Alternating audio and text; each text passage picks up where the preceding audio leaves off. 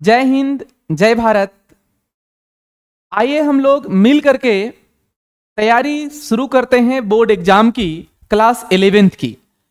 Class 11th की board exam की तैयारी हम लोग शुरू करने जा रहे हैं और ये तैयारी हम लोग चैप्टर वाइज करेंगे। ठीक है, हर एक सब्जेक्ट का चैप्टर वाइज तैयारी करेंगे हम लोग। ठीक है, और ये जो हम लोग मिलकर के तैयारी करेंगे, हम आपको जो बताने वाले हैं ये हम लोगों का जैक बोर्ड के लिए भी होगा, बिहार बोर्ड के लिए भी होगा, यूपी बोर्ड के लिए भी होगा। सिलेबस लगभग सभी बोर्ड का, सभी स्टेट बोर्ड का सिलेबस सेम है। ठीक है, तो हम आपको कौन कौन सा सब्जेक्ट बताएंगे, कौन कौन सा सब्जेक्ट हम लोग मिलकर के डिस्कशन करेंगे, ये मैं आपको बता रहा हूं। तो मैं आपके साथ डिस्कस करने वाला हूं अकाउंट्स, मैं आपके साथ डिस्कस करने वाला हूं बीएसटी, मैं आपके साथ डिस्कस करने वाला हूं इकोनॉमिक्स, मैं आपके साथ डिस्कस करने वाला हूं सीए और ईटीपी। हाँ, कोई कोई बोर्ड है जिसमें सीए नहीं है। ठीक है, तो इसमें से जो सब्जेक्ट आपका हो, ठीक है, वो आप तैयारी कर सकते हैं मेरे साथ मिलकर के। तो चलिए हम लोग शुरुआत करेंगे। आज का जो हम लोगों का क्लास होगा वो होगा हम लोगों का किसका, तो अकाउंट्स का, यानी अकाउंटेंसी का। तो अकाउंटेंसी का कुछ क्वेश्चंस हम आपके साथ लेकर के आए हैं, उसको हम लोग मिलकर के डिस्कशन करेंगे। ठीक है, देखिए पहला क्वेश्चन कहता है अकाउंटिंग इज, यानी अकाउंटिंग क्या है। ठीक है, अकाउंटिंग क्या है। ऑप्शन में है क्या ये साइंस है, क्या ये आर्ट है, क्या ये दोनों है, या इसमें से कोई नहीं। तो अकाउंटिंग जो होता है वो आर्ट और साइंस दोनों होता है। ठीक है, अकाउंटिंग जो है वो आर्ट भी कहलाता है और साइंस भी कहलाता है। इसीलिए हम लोगों का जो आंसर होगा वो क्या होगा, आंसर नंबर सी, यानी साइंस और आर्ट दोनों है। ठीक है, नेक्स्ट क्वेश्चन हम लोग देखेंगे। अगला क्वेश्चन कहता है the meaning of book keeping is. Book keeping का मतलब क्या होता है, बुक कीपिंग का मतलब क्या होता है। कहता है पुस्तपालन का अर्थ क्या है। पहला कहता है कीपिंग बुक्स, दूसरा कहता है कीपिंग बुक्स इन अलमीरा, तीसरा कहता है recording business transaction in books of account, और चौथा कहता है ऑल ऑफ द एबव। तो मैं आपको बताना चाहूंगा कि बुक कीपिंग होता क्या है। बुक कीपिंग जो है वो हम लोगों को सिखाता है कि जितने भी फाइनेंशियल ट्रांजैक्शन हैं, या आप कह सकते हैं बिजनेस के जो फाइनेंशियल ट्रांजैक्शन होते हैं। ठीक है, फाइनेंशियल ट्रांजैक्शन का मतलब सर, यानी वैसा ट्रांजैक्शन जिसको मनी में मेजरमेंट कर सकते हैं, पैसे में माप सकते हैं हम लोग, वैसे सारे बिजनेस ट्रांजैक्शन को रिकॉर्ड करने के लिए सिखाता है हम लोगों को बुक कीपिंग। यानी बुक कीपिंग के माध्यम से हम लोग ये सीख पाते हैं कि सारे बिजनेस ट्रांजैक्शन को किस प्रकार से रिकॉर्ड किया जाएगा। रिकॉर्ड किया जाएगा मतलब अपने रजिस्टर में लिखा जाएगा। ठीक है, तो इसीलिए हम लोगों का जो आंसर होगा वो आंसर क्या होगा, तो पहला देखो कहता है कीपिंग बुक्स, क्या किताब रखना होता है। दूसरा कहता है कीपिंग बुक्स इन अलमीरा, क्या अलमीरा में रखना होता है, तो नहीं, recording business transaction in books of account. ठीक है, बिजनेस के ट्रांजैक्शन को बुक्स में रिकॉर्ड करना जो है वो हम लोगों का बुक कीपिंग का अर्थ होता है। अगला क्वेश्चन की अगर हम लोग बात करें तो नेक्स्ट क्वेश्चन कहता है father of book keeping. Book keeping का फादर कौन है। तो याद रखना, चाहे आप बुक कीपिंग का फादर क्वेश्चन बोले, चाहे क्वेश्चन ए बोले कि डबल एंट्री सिस्टम किसके द्वारा दिया गया सिस्टम है। ठीक है, इस दोनों का आंसर होगा लुकास पैसियोली। क्या होगा answer, Lucas Pacioli. Lucas Pacioli जो थे ये फादर ऑफ बुक कीपिंग कहलाते हैं, क्योंकि इन्हीं के द्वारा बुक कीपिंग बताया गया था, इन्हीं के द्वारा डबल एंट्री सिस्टम बताया गया था। तो कभी एग्जाम में क्वेश्चन आता है कि बुक कीपिंग का फादर कौन है, कभी एग्जाम में आता है कि डबल एंट्री सिस्टम किसके द्वारा दिया गया सिस्टम है।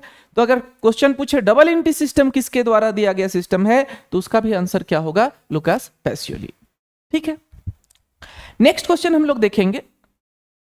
नेक्स्ट क्वेश्चन कहता है book keeping is the art of recording business dealing in a set of books who said, यानी कौन ऐसा कहा था, ठीक है, कौन ऐसा कहा था कि book keeping is the art of recording business dealing in a set of books. देखो यहां क्या है, सेट ऑफ बुक्स, कहता है पुस्तपालन व्यापारिक लेन देनों की बहियों की समूह में लिखने की कला है। तो अगर ग्रुप में लिखने की कला की अगर बात करेगा, समूह में लिखने की अगर बात करेगा, ठीक है, तो ये J.R. बाटली बाय के द्वारा दिया गया था। किसके द्वारा? J.R. बाटली बाय के द्वारा। नेक्स्ट क्वेश्चन कहता है the language of accounting is, यानी अकाउंटिंग की भाषा क्या है, अकाउंटिंग की भाषा क्या है। तो अकाउंटिंग में होता क्या है बच्चों, अकाउंटिंग में जो भी ट्रांजैक्शन होता है उसको मनी के टर्म में यानी पैसे के रूप में लिखा जाता है। इसीलिए हम लोग कहते हैं कि the language of accounting is a money. ठीक है, अकाउंटिंग का जो लैंग्वेज होता है वो क्या होता है? मनी होता है। तो लैंग्वेज ऑफ अकाउंटिंग अगर पूछे तो हम लोग क्या बोलेंगे? मनी बोलेंगे। लेकिन एक बात और याद रखना है इसी क्वेश्चन से, यदि लैंग्वेज ऑफ बिजनेस अगर पूछ रहा है आपसे, कभी कभी क्वेश्चन पूछता है लैंग्वेज ऑफ बिजनेस, तो लैंग्वेज ऑफ बिजनेस अगर बोलेगा, लैंग्वेज ऑफ बिजनेस अगर बोलेगा तो इसका जो लैंग्वेज होता है वो अकाउंटिंग होता है। दैट मीन्स कि अकाउंटिंग का लैंग्वेज क्या होता है? मनी होता है। और बिजनेस का लैंग्वेज क्या होता है? तो अकाउंटिंग होता है। क्लियर है? I hope. नेक्स्ट क्वेश्चन देखेंगे, कहता है the main objective of book keeping are, book keeping का मेन उद्देश्य क्या होता है, मेन ऑब्जेक्ट क्या होता है बुक कीपिंग का? तो कहता है complete recording of transaction, transaction को रिकॉर्ड करना, ascertainment of financial effect on the business, analysis and interpretation, A और बी दोनों। तो अभी हम आपको बताए कि बुक कीपिंग का मतलब ही होता है ट्रांजैक्शन को रिकॉर्ड करना। तो आंसर क्या होगा हम लोग का? आंसर नंबर ए, यानी complete record of transaction. Next question देखेंगे हम लोग।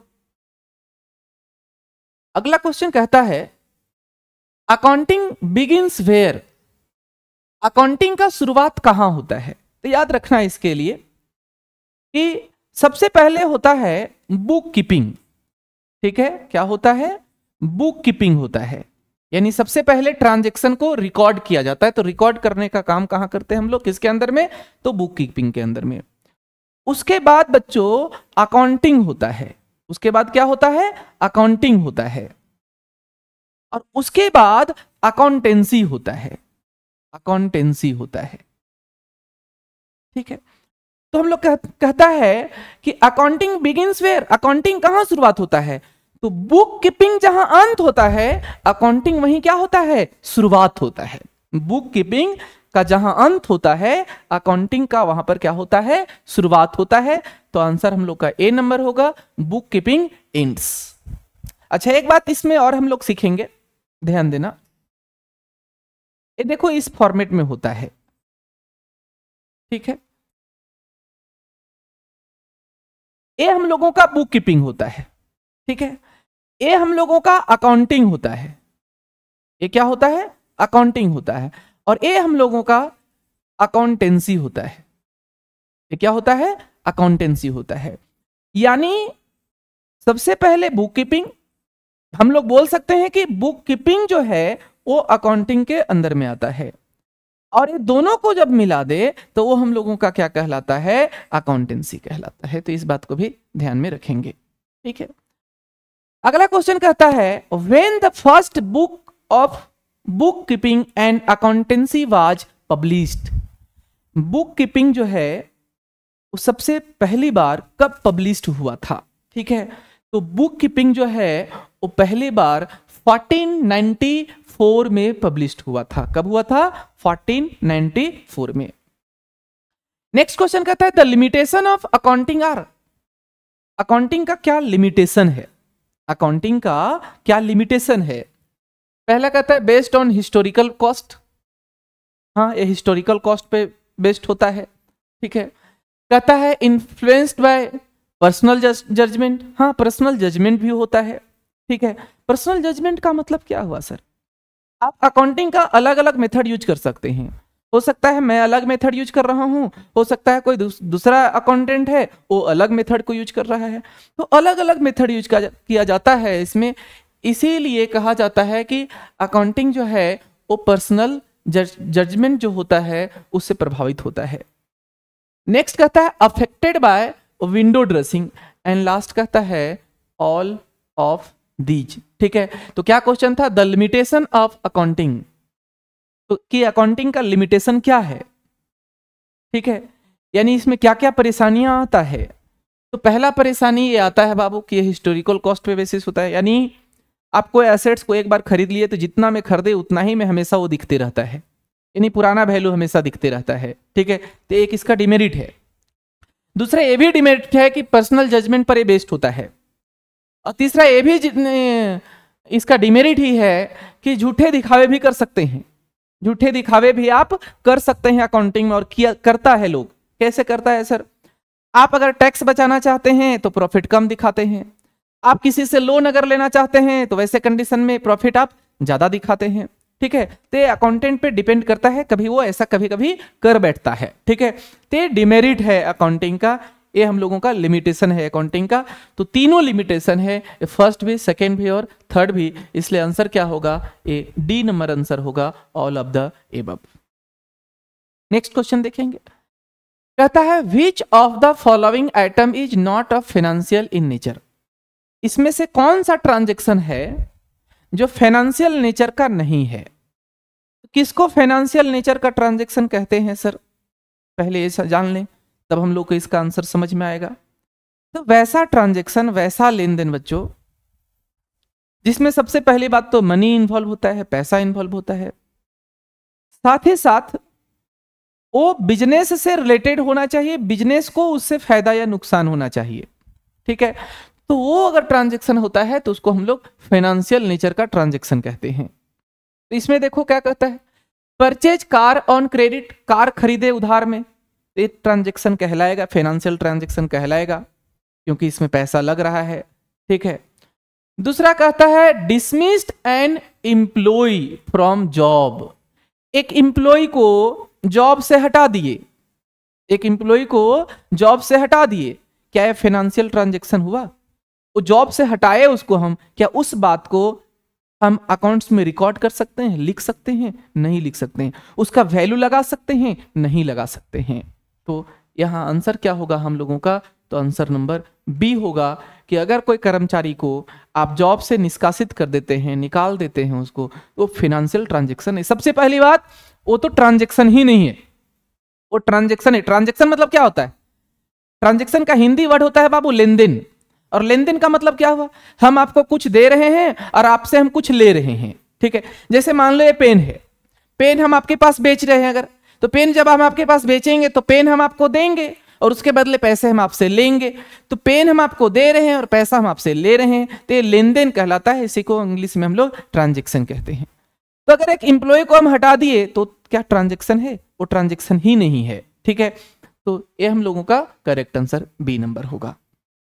ठीक है, नेक्स्ट पॉइंट देखो क्या कहता है, नेक्स्ट क्वेश्चन। नेक्स्ट क्वेश्चन कहता है कि on March 2012 5,000 he is left with the closing after sale of goods worth rupees 8,000। कुछ क्वेश्चन में मिसप्रिंट लग रहा है, एक बार हिंदी देखना। कहता है 31 मार्च 2012 को 5,000 रुपया मूल्य के माल का विक्रय किए जाने के बाद, ठीक है, उसके पास 8,000 रुपया का अंतिम स्टॉक बच जाता है, यह क्या है। देखो बिजनेस में दो चीजें होता है, एक होता है ट्रांजैक्शन, एक होता है इवेंट। ट्रांजैक्शन जिसको लेन देन अभी बता रहे थे हम आपको, और दूसरा होता है इवेंट। दोनों में क्या अंतर है सर। ट्रांजैक्शन अभी हम आपको बताया कि हम आपको कुछ दे रहे हैं और आपसे हम कुछ ले रहे हैं, ये हम लोग का ट्रांजैक्शन कहलाता है। हम 5,000 रुपए का कुछ सामान खरीद के लाए, हम एक बिजनेस चला रहे हैं, हम 5,000 रुपए का कुछ सामान खरीद के लाए, वो एक ट्रांजैक्शन कहलाता है। उस सामान को हम 6,000 में बेच दिए, तो ये जो बेचने का हम काम कर रहे हैं वो भी एक ट्रांजैक्शन कहलाता है। लेकिन 5,000 में खरीद के लाए थे और 6,000 में उसको हम बेच दिए, तो 1,000 का प्रॉफिट हुआ, 1,000 का क्या हुआ, प्रॉफिट हुआ। तो 1000 जो प्रॉफिट हुआ उसको अगर हम लिखना चाहें, रिकॉर्ड करना चाहें, तो क्या वो प्रॉफिट लेन देन कहलाएगा? नहीं, वो प्रॉफिट हम लोगों का एक इवेंट कहलाता है, एक घटना कहलाता है। ठीक उसी प्रकार से हम अगर 20,000 रुपए का कुछ सामान खरीद के लाए और उसमें से 15,000 का सामान बेच दिए पूरे साल में, साल के लास्ट में जब हम अपना हिसाब कर रहे हैं तो देख रहे हैं कि 5,000 रुपए का सामान बचा हुआ है। तो जो बचा हुआ है वही बाबू हम लोग का क्लोजिंग स्टॉक कहलाता है। वो क्या कहलाता है? Closing stock. तो जो बच गया 5,000 उसको हम अपने रजिस्टर में लिखना चाहते हैं, क्या वो 5,000 एक ट्रांजैक्शन कहलाएगा? नहीं, वो एक इवेंट कहलाएगा। क्या कहलाएगा? इवेंट कहलाएगा। फिर से मैं रिपीट कर रहा हूं, ध्यान से समझना। अगर हम किसी से कुछ लेते हैं, किसी को कुछ देते हैं, तो वो ट्रांजैक्शन कहलाता है। लेकिन उस ट्रांजैक्शन के कारण मेरे बिजनेस में कोई इफेक्ट पड़ता है तो हम लोगों का इवेंट कहलाता है, एक घटना कहलाता है। हम 5,000 का सामान खरीद के लाए, 6,000 में बेचे तो 1,000 प्रॉफिट हुआ। 20,000 का सामान खरीद के लाए, उसमें से 5,000 रुपए का सामान बच गया है, वो बचा हुआ सामान को क्लोजिंग स्टॉक कहते हैं। तो क्लोजिंग स्टॉक जो है वो अगर लिखना चाहें तो वो एक ट्रांजैक्शन नहीं, वो एक इवेंट कहलाता है। तो यहां क्वेश्चन बोला था, क्या बोला था समझना, बोला था कि 5,000 रुपए का हम सामान खरीद के लाए थे, उसको हम बेच दिए, ठीक है, और उसमें से कुछ सामान बच गया। तो जो बच गया वो क्या कहलाएगा? एक इवेंट कहलाएगा, एक घटना कहलाएगा। अगला क्वेश्चन अगर हम लोग देखें, नेक्स्ट सेम वैसा ही क्वेश्चन है। देखो कहता है eight the end of the financial year after sale of goods worth ₹2 lakh. कहता है फाइनेंशियल ईयर का लास्ट में 2 लाख का गुड्स हम बेच दिए। There was a closing stock of ₹10,000। This is, कहता है कि ईयर के लास्ट में at the end of the financial year after sale of goods worth ₹2 lakh, 2 lakh का सामान बेचने के बाद मेरे पास 10,000 रुपया बचा हुआ का सामान बचा हुआ रह गया। तो जो सामान बचा हुआ रह गया वो हम लोगों का क्या है? एक इवेंट है, एक घटना कहलाता है। ठीक है, इसी प्रकार से 1-2 बातें और हम आपको बता रहे हैं। जैसे मान लो कि आप कोई सामान खरीदने के लिए गए और वो सामान कितने का था? मान लो 5,000 रुपये का। कोई प्रोडक्ट आप खरीदने गए, वो 5,000 रुपये का है, और दुकान वाले से आप बोले कि 5,000 रुपये में नहीं इसको हम खरीदेंगे, क्या आप इसमें डिस्काउंट हमको देंगे 100 रुपये या 500 रुपये? तो दुकानदार आपको डिस्काउंट दे दिया। तो जो डिस्काउंट का जो अमाउंट होता है वो ट्रांजैक्शन नहीं कहलाता है, वो एक इवेंट कहलाता है। वो क्या कहलाएगा? एक इवेंट कहलाएगा। ठीक है, नेक्स्ट क्वेश्चन की ओर बढ़ेंगे हम लोग। कहता है on 1 September Kashyap paid rent ₹2,000 under which form it will be classified. देखो यहां पर कहता है कि 1 सितंबर को कश्यप जो है रेंट का पेमेंट किया है। क्या किया है? रेंट का पेमेंट किया है। तो रेंट पेमेंट कर रहा है मतलब रेंट दे रहा है किसी को, कोई उससे रेंट ले रहा होगा। तो रेंट दे रहा है और कोई उससे ले रहा है, ये लेन देन कहलाया। लेन देन को अंग्रेजी में हम लोग ट्रांजैक्शन कहते हैं। तो ये हम लोग का क्या कहलाएगा? ये हम लोग का एक ट्रांजैक्शन कहलाएगा। तो इसको हम लोग बोल सकते हैं कि ये क्या है? तो ये हम लोगों का एक ट्रांजैक्शन है। नेक्स्ट क्वेश्चन देखो, अगला क्वेश्चन कहता है following is not a subfield of accounting. इसमें से कौन सा ऐसा जो है जो अकाउंटिंग का ब्रांच नहीं है? अकाउंटिंग का ब्रांच होता है, क्या क्या होता है सर? कॉस्ट अकाउंटिंग होता है, मैनेजमेंट अकाउंटिंग होता है, फाइनेंशियल अकाउंटिंग होता है, और एक टैक्स अकाउंटिंग होता है, सोशल भी होता है। ठीक है, बट ये 4 को मेन में रखा गया है। कौन कौन सा? Cost accounting, financial accounting, management accounting और टैक्स अकाउंटिंग। ये हम लोगों का अकाउंटिंग का ब्रांच होता है, अकाउंटिंग का ब्रांच कहते हैं इसको। तो वही चीज यहां पूछना चाह रहा है कि following is not a subfield of accounting. कहता है कि अकाउंटिंग का कौन सा जो है वो सबफील्ड नहीं है, यानी अकाउंटिंग का इसमें से कौन सा ब्रांच नहीं है। तो अभी बताया हम आपको, कॉस्ट अकाउंटिंग ब्रांच है, मैनेजमेंट अकाउंटिंग है, फाइनेंशियल अकाउंटिंग है। कौन सा नहीं है? तो बुक कीपिंग जो है ये अकाउंटिंग का सबफील्ड नहीं है, अकाउंटिंग का ब्रांच नहीं है। तो आंसर होगा हम लोग का डी नंबर, बुक कीपिंग। ठीक है, नेक्स्ट क्वेश्चन की अगर बात करें तो कहता है which of the following is not the limitation of accounting, इसमें से कौन सा ऐसा है जो लिमिटेशन नहीं है अकाउंटिंग का, लिमिटेशन नहीं है। तो इनकम्प्लीट इंफॉर्मेशन, ये लिमिटेशन है। एविडेंस इन लीगल मैटर, ये लिमिटेशन नहीं है, ये तो स्ट्रेंथ होता है। ठीक है, आप अगर अकाउंटिंग किए हैं तो आपका एक प्रूफ है, कहीं भी आपको दिखाना अगर है तो वो प्रूफ आप दिखा सकते हैं। जैसे आप टैक्स पेमेंट अगर कर रहे हैं तो टैक्स पेमेंट कर रहे हैं, गवर्नमेंट आपको बोल रहा है कि नहीं आप सही टैक्स पेमेंट नहीं कर रहे हैं, ठीक है, तो आप जितना भी अकाउंटिंग किए हैं, ठीक है, उसको आप उसके सामने प्रेजेंट कर सकते हैं, दिखा सकते हैं, हाँ देखिए मेरा ये इनकम है, मेरा खर्चा है, इस बेसिस पे हम आपको प्रॉफिट दिखा रहे हैं, तो प्रूफ के रूप में काम करता है। ये लिमिटेशन नहीं है, ठीक है, ये स्ट्रेंथ है। तो आंसर क्या होगा हम लोगों का, एविडेंस इन लीगल मैटर, यानी कानूनी मामलों में प्रमाण के रूप में जो है ये स्ट्रेंथ कहलाता है, ये लिमिटेशन नहीं कहलाता है। अगला क्वेश्चन की अगर बात करें, कहता है the main function of financial accounting होगा बाबू, ठीक है, फाइनेंशियल अकाउंटिंग, ठीक है, main function of financial accounting. Financial accounting का मेन फंक्शन क्या है, तो कहता है अकाउंटिंग ऑल बिजनेस ट्रांजैक्शन। हाँ, जो अकाउंटिंग होता है इसका मुख्य जो कार्य होता है वो क्या होता है, तो जितने भी बिजनेस के ट्रांजैक्शन हैं, जितने भी बिजनेस के ट्रांजैक्शन हैं उन सारे का क्या करना, अकाउंटिंग करना। दूसरा कहता है इंटरप्रेट फाइनेंशियल डेटा। तीसरा कहता है assist managers in decision making. तो अकाउंटिंग जो है ये तीनों में काम करता है। क्यों सर, अकाउंटिंग के अंदर आता है बाबू रिकॉर्डिंग, रिकॉर्डिंग मतलब सारे ट्रांजैक्शन को रिकॉर्ड भी करता है, क्लासिफाई करता भी है, इंटरप्रेट भी करता है, और लास्ट में जो फाइनल डेटा है वो जो भी यूजर्स हैं उनको कम्युनिकेट भी करता है, बताता भी है। तो इसका आंसर हम लोगों का डी नंबर होगा, सॉरी यहाँ D number none of the above लिखा हुआ है, ये नन ऑफ द एबव नहीं है बाबू, सॉरी ये गलत ऑप्शन दिया हुआ है, ये डी नंबर में ऑल ऑफ द एबव होगा, ठीक है, ऑल ऑफ द एबव होगा, ठीक है, all of the above.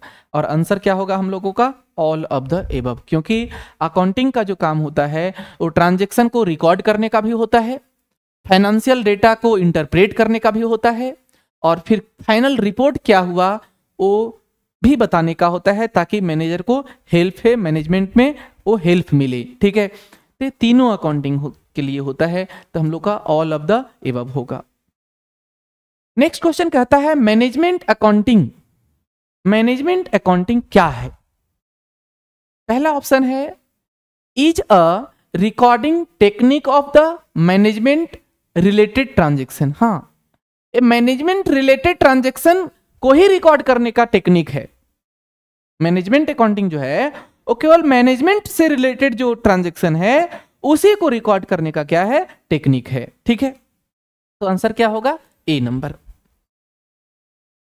Next question देखेंगे, कहता है internal user of accounting information are. इसमें से कौन ऐसा है जो इंटरनल यूजर्स कहलाएगा अकाउंटिंग का।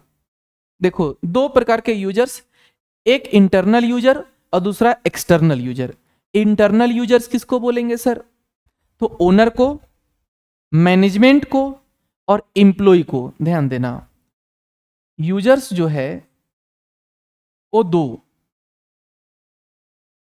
कौन कौन सर, इंटरनल और एक्सटर्नल, ठीक है, इंटरनल और एक्सटर्नल। इंटरनल में कौन कौन आता है, तो ओनर आता है, और कौन आता है, तो मैनेजमेंट आता है, या मैनेजर बोल सकते हो आप, मैनेजमेंट आता है, और तीसरा जो है वो एम्प्लॉय आता है, एम्प्लॉय। ये इंटरनल यूजर्स कहलाते हैं, ठीक है, ये बिजनेस के, ऑर्गेनाइजेशन के इंटरनल यूजर्स कहलाएंगे। और बाकी जितना है जैसे क्रेडिटर, जैसे इन्वेस्टर, ठीक है, ये सब क्या कहलाते हैं? एक्सटर्नल यूजर्स कहलाते हैं। सिंपल सी बात आप याद रखेंगे कि 3 इंटरनल यूजर्स हैं, इसके अलावा कोई ऑप्शन अगर रहा तो एक्सटर्नल यूजर कहलाएगा। ठीक है, और ये जरूर याद रखेंगे, यहां से क्वेश्चन उठता है। अगला क्वेश्चन देखें तो यहां क्या था, देखो internal users of accounting information are, इसमें से कौन सा है जो इंटरनल यूजर है? तो क्या इन्वेस्टर इंटरनल होता है? नहीं। क्रेडिटर इंटरनल होता है? नहीं। कोई रिसर्च कर रहा है वो इंटरनल होगा? नहीं। तो कौन होता है? मैनेजर जो है वो इंटरनल यूजर्स होता है। अगला सवाल देखेंगे, कहता है which of the following transaction is not of a financial character, इसमें से कौन सा ऐसा है जो फाइनेंशियल नेचर का नहीं है, फाइनेंशियल कैरेक्टर नहीं है? तो पहला परचेज ऑफ बिल्डिंग खरीदे, ये है। दूसरा purchase of goods on credit, goods खरीदे, ये भी है। पेमेंट ऑफ सैलरी, ये भी है। स्ट्राइक बाय एम्प्लॉय, ये हम लोग का फाइनेंशियल ट्रांजैक्शन नहीं है, क्योंकि इसको हम लोग पैसे में नहीं वैल्यू लगा सकते हैं, मनी में इसको मैनेजमेंट नहीं कर सकते हैं हम लोग। ठीक है, तो आंसर क्या होगा? D number. अगला क्वेश्चन का था in accounts recording is made of, यानी अकाउंटिंग में रिकॉर्डिंग करते हैं, किसका रिकॉर्डिंग करते हैं?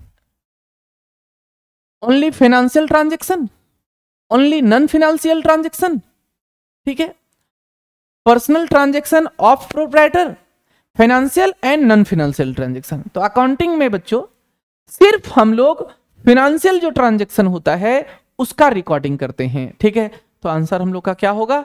ए नंबर, ओनली फाइनेंशियल ट्रांजैक्शन।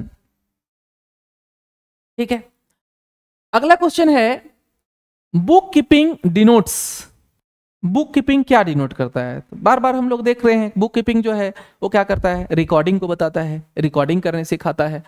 तो art of recording business, dealing in books, keeping in books, maintaining stock, तो ये सब नहीं होगा। क्या होगा? ए नंबर, रिकॉर्डिंग करने के लिए।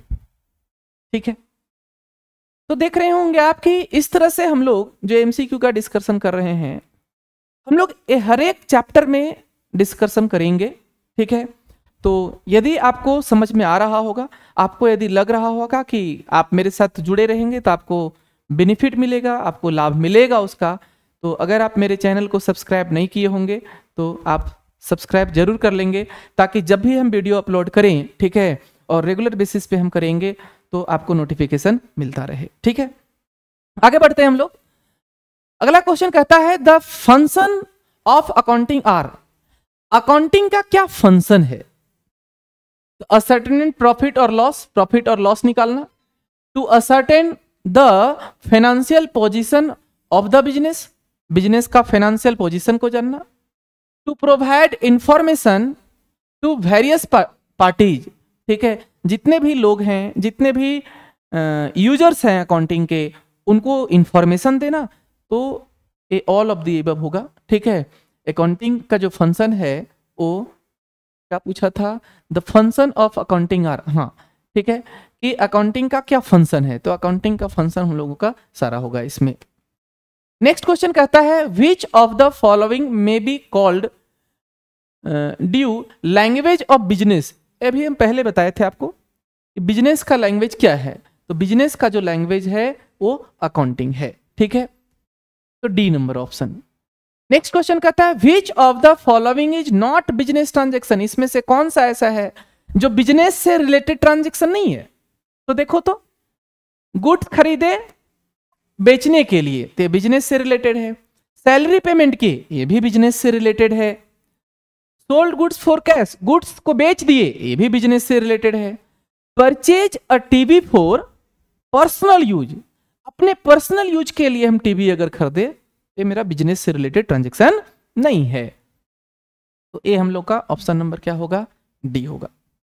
ठीक है, आगे देखेंगे क्वेश्चन नंबर 25 कहता है the basic function of financial accounting is, financial accounting का बेसिक फंक्शन क्या है? तो इसका जो बेसिक फंक्शन है वो रिकॉर्ड ऑफ ऑल ट्रांजैक्शन है। ठीक है, इंटरप्रेट तो है ही, असिस्ट ऑफ मैनेजमेंट है, बट बेसिक अगर बात पूछे क्वेश्चन में, याद रखना यहाँ बेसिक फंक्शन पूछा है, तो बेसिक फंक्शन अगर पूछा जाए तो ये होगा record all business transaction. Next question देखो, कहता है the prime function of accounting, दोनों अलग है। पिछला क्वेश्चन था क्या?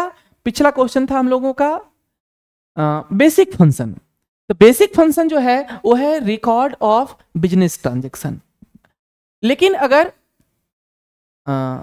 आपसे पूछता है प्राइम फंक्शन, ठीक है, तो recording of business transaction, recording quality of the business transaction नहीं, recording and classifying business transaction, provides the information basis of accounting. कहता है अकाउंटिंग का जो मुख्य कार्य है वो क्या है, ठीक है। एक सेकेंड, कुछ मिस्टेक हो रहा है।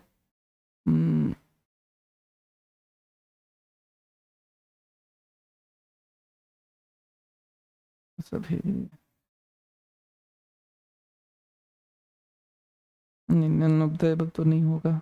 Interpret financial data, assist the, यहाँ ए ऑप्शन गलत लग रहा है मुझे, ठीक है। ए ऑप्शन गलत है 25 नंबर का।